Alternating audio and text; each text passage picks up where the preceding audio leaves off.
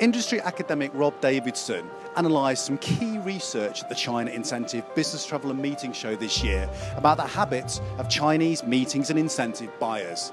And I caught up with him straight after his presentation. Rob, once again, it's great catching up with you at another travel and meeting show.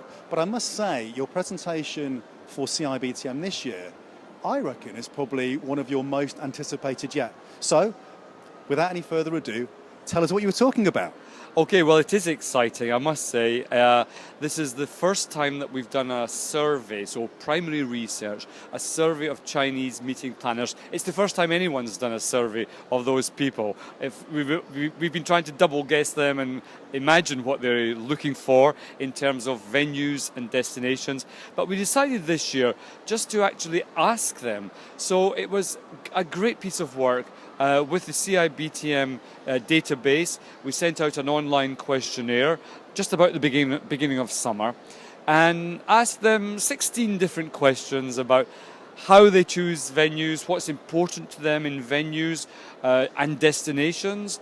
We asked them about lead times, how long in advance do they book venues, how easy do they find to get information on venues and destinations in China and outside China. We got a great response. It was all translated into Chinese. The results were translated back into English so that I could analyse them. And I must say, when those results arrived, I was like a child with a new toy. I just couldn't wait to get down to it and then report back on the findings, and that's what I've been doing next door. I was delighted to see we had standing room only, so people do want to know these meeting planners in China, what do they want? And it was quite interesting to see the differences in some cases between what they want and what European meeting planners want from venues and destinations. Well, of course, the great thing about this research is that it's just as important to the Chinese market as it is to the wider world, let's say.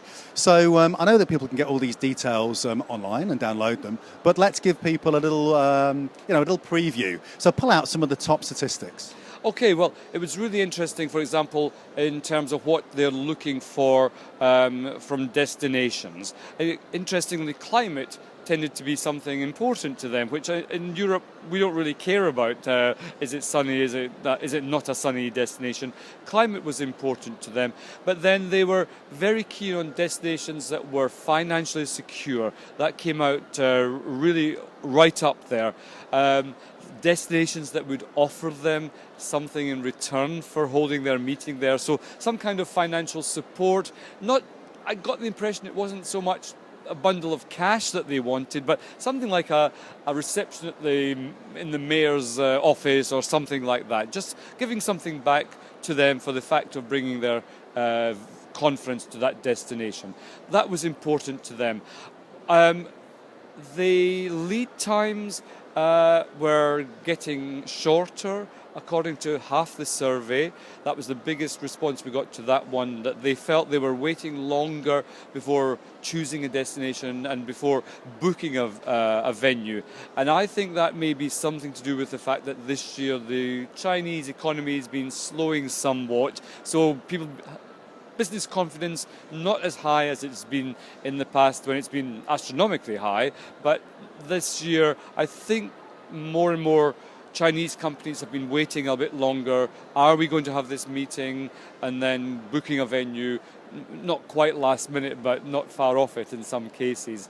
So I felt that was interesting as well.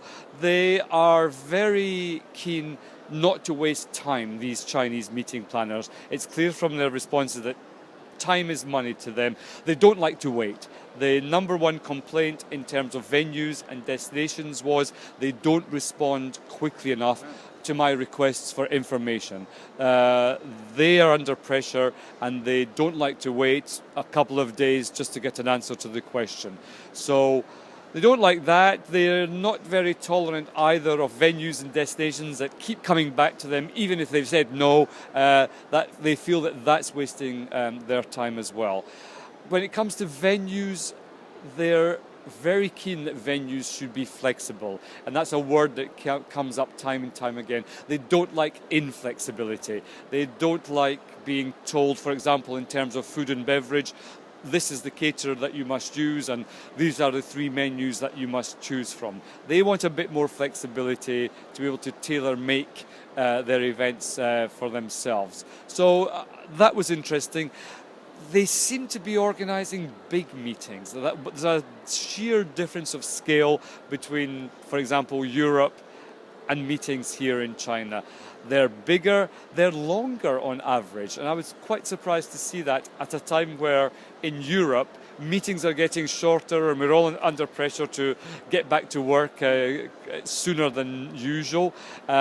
Here they seem to be much more relaxed about having corporate meetings 3, 4, sometimes 5 days long. So I felt that was quite interesting. They seem to have a different approach to it. But I think that generally speaking, there's a lot in common with meeting planners in other parts of the world. They want a good deal. They want to get information quickly. One element that was clear at the end of this survey was overseas destinations and overseas venues. They have problems finding out information. The difficulty level's very high when it comes to finding out information. Now, I'd like to drill down deeper into that if we do this survey again and say, well, what's the problem?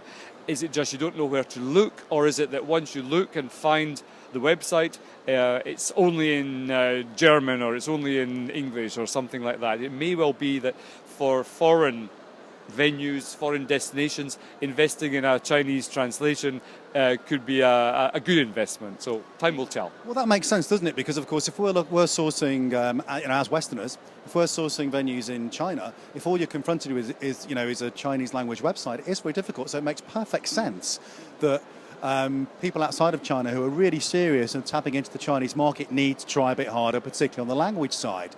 Now, that's all fascinating stuff, Rob. I mean, it's subtle nuances, really, but they're really key for people who want to crack this marketplace, which is obviously huge and growing constantly. And I suppose this idea of a lack of knowledge, I guess, holds up shows like CIBTM as a great way to connect with the market, and obviously if you can sort out the Chinese language thing on your website, but also get to shows like this because you're being put in front of and showcased, as a viable venue to the Chinese marketplace. Overall, with respect to CIBTM, why do you think it works so well? Well, it was interesting in the survey that trade shows, meetings industry trade shows, i.e. CIBTM, came really towards the top of the way that meeting planners like to get information about venues. They seem to just get it. They seem to understand that here in CIBTM they can do a lot of business, they can see the people that they want to see and get their answers. I was here 2 years ago. It was great. I couldn't wait to come back, but my goodness, this year it's bigger. There's a real buzz going on. You can tell, and so I just think it's because the Chinese get it. They understand something else from the survey. They love the face-to-face thing. In the Chinese culture, that's how they do business. It's all about building trust and coming to a show like this, not just as a one-off thing, as a one-off exhibitor, but year after year. I think that's the way of building trust and meeting people and making contacts. It doesn't surprise me that it works, given the Chinese culture and given the fact that the industry is growing at the rate it is. They need this trade show. Fantastic, Rob. As ever, it's a pleasure. Thank you very much for the insight. It's a pleasure for me. Thanks a lot.